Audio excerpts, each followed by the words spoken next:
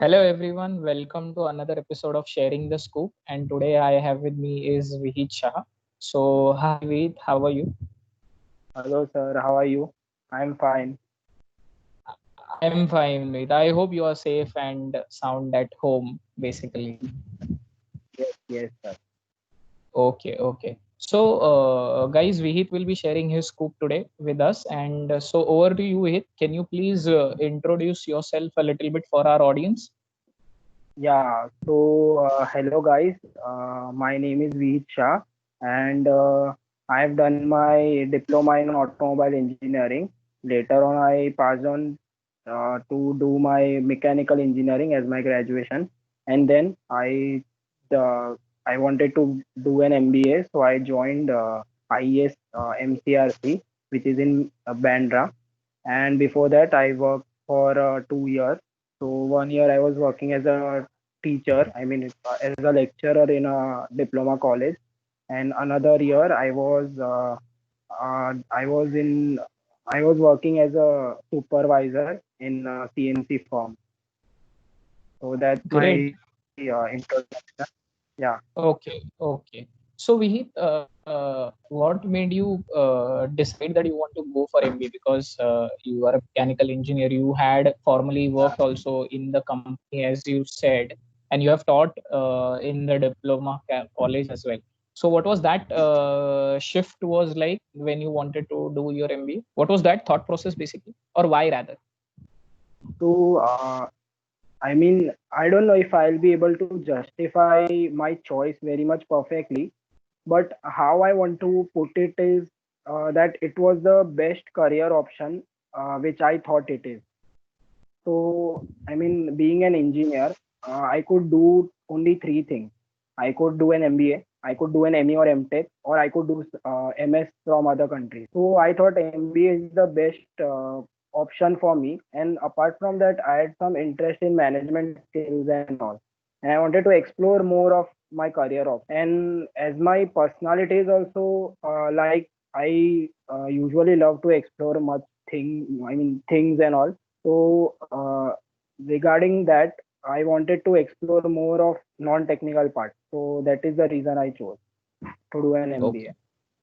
Okay, so basically, shifting from technical to the management aspect was the main reason that you why you wanted to do MBA. Super. Yeah. So, how you were preparing along with your job? Was it hectic, or what was the preparation plan was like? If you can, just tell us in brief. Yeah, it was a bit hectic, but then my job was not that much hectic. So, what I did is I practiced on weekends. I had a weekend batch, so the classes was not that much hectic.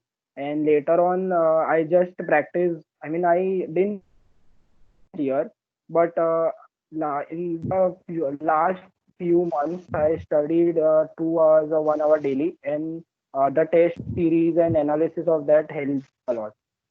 Yeah. Okay. So, uh, how did you join IS? Whether was it through cap round or you had gotten in IS via PGDM process? Yeah, I got admission into IS via the PGDM process. So And via which exam you had applied the PGDM course? CET. Yeah, I had Via applied through CET. CET. Yeah, and I had got Okay. around 92.73 percentile. Okay.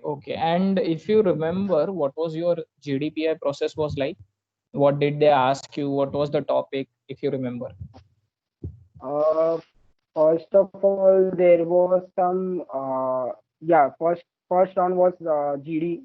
In that, I think if I remember, my topic was something related to uh, artificial intelligence and security, computer security. So I, being an engineer, I had some advantages over that, so I could crack it very easily. The next was we had some psychometric test and essay writing. Whatever we had discussed in the GD, we were supposed to write a summary of it. So that was about the essay writing. Then after that, we had a psychometric. So in that, they ask you basic questions regarding they give you situations and all, and in that you have to evaluate, and then you have to select the appropriate option. After that, they, I think, yeah, in that also you have some aptitude questions also. So that was about the psychometric test. After that, I had my PI. So in PI, they usually ask about questions like why IES, then why you want to do MBA, what stream, I mean, what specialization you want to go in, where do you see yourself in 5 years, or what do you see yourself in your career options? Some questions, basic questions like those. Then personal Okay. questions like, yeah, personal questions like who are all in your family, why you, I mean, if your dad is doing business, then why you don't want to join it, which is your dream company. So that's all. Okay, okay. Yeah. And basically, so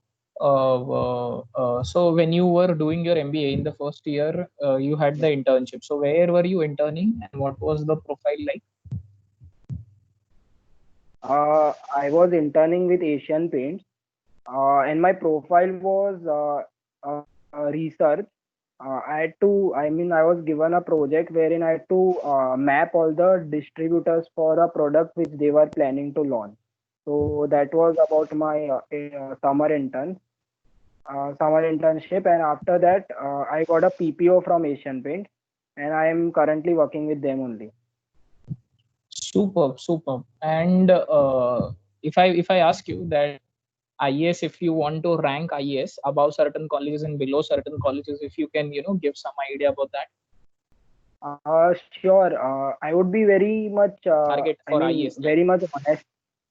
Yeah, I would be very much honest. I won't just say IS because it's my college or anything. But uh, after looking at the things IS provide and all, I would rate them above Chetna and MET, and I will rate it at par with SIS.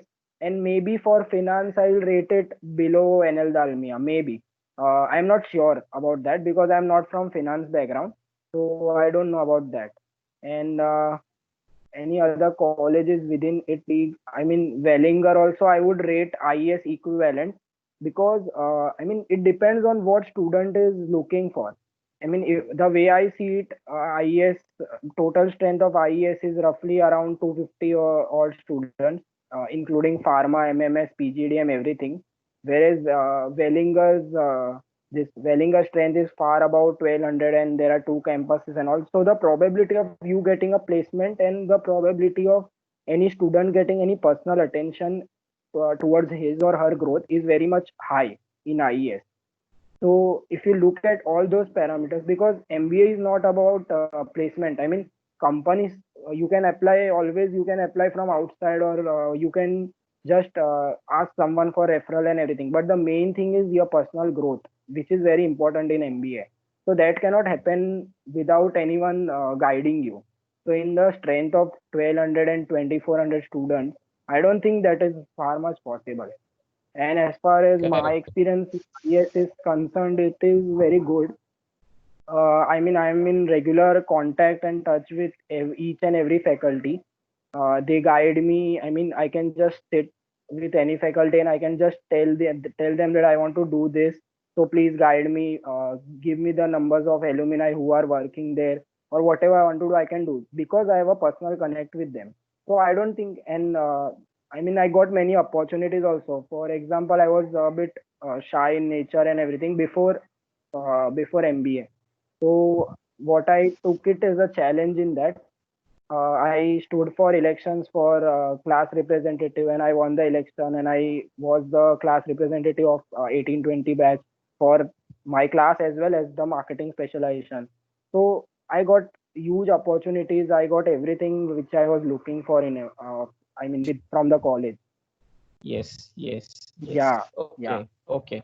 So right now you said that you got a PPO from Asian Paints itself, and you have just passed out and you're just about to start your work. So what is this profile is like? Is it different from your internship, or is it in a way same? Yeah, it is very much different. In my summer internship, what I had to do is only just I had to do some research. I had to, what you can say in marketing, it is what it is called. It is data gathering. What I did was data gathering. in my internship. But now I am looking after an specific area. I have some specific roles to play. I mean, I am currently working as a project sales officer with Asian Paints. So I have some specific targets, some specific products, and everything. So it is completely different from what I did as a summer intern. Okay, okay, superb, Ah, superb, Vihit. Any closing comments, Vihit, for our viewers, or how to survive at IES or something like that? yeah, survival is very much easy. I mean, there are few faculties. I mean, not few, but there are most of the faculties are very much friendly. You can just go and chit chat with them. You can ask them, or you can just contact me. Then I will also guide you which faculties are worth chit chatting and all. So in those aspects, it is good. But one thing is for sure. I mean, if you want to crack IES, then there are only three things which I think you should be aware of. First is you need to have some clarity that why you want to do, even if it is a lie. But that is I'm saying because just between us, that even if you are lying, then lie confidently. For example, when I was asked what specialization I want to do, I blatantly lied that I wanted to do operations because it was very logical. I being a mechanical engineer, I couldn't justify at that point of time, and I was not decided also that I want to do marketing or finance. I had not decided. So what I did is I blatantly lied that I wanted to do operations, and then I later on I changed it. So some of you can also do that.